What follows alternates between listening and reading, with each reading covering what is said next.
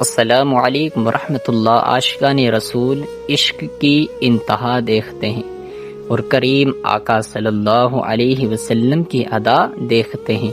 امام احمد رضا کا یہ کلام ایک گناہگار کی پکار ہے اور میرے محبوب صلی اللہ علیہ وسلم کے ایک اشارے کا جواب ہے۔ آئیے ہمارے امام نے کیا فرمایا ہے اسے سنتے ہیں۔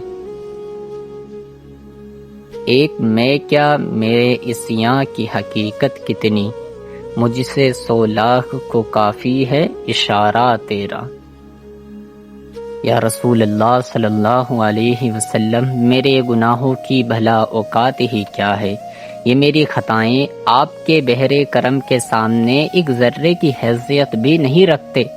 آپ کی عنایت تو یہ ہے کہ آپ کا محض ایک اشارہ ہے چشم مجھ جیسے نہ جانے کتنے لاکھوں گناہ گاروں کی بخشش و نجات کے لیے کافی ہے۔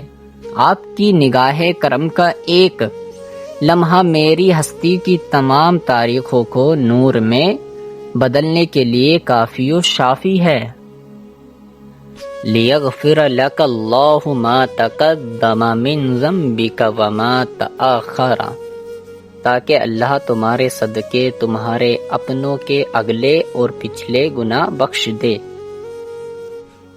حضرت انس بن مالک رضی اللہ عنہ بیان کرتے ہیں کہ رسول اللہ صلی اللہ علیہ وسلم نے ارشاد فرمایا، قیامت کے دن میں عرش الہی کے نیچے جا کر بارگاہ خدا بندی میں سجدہ ریز ہو جاؤں گا، پھر اللہ تعالیٰ مجھ پر اپنی حمد و ثنا کے وہ دروازے کھول دے گا جو مجھ سے پہلے کسی پر نہ کھلے۔ پھر ارشاد ہوگا، اے محمد صلی اللہ علیہ وسلم، اپنا سر اٹھائیے، مانگیے، آپ کو عطا کیا جائے گا، اور شفاعت کیجیے، آپ کی شفاعت قبول کی جائے گی۔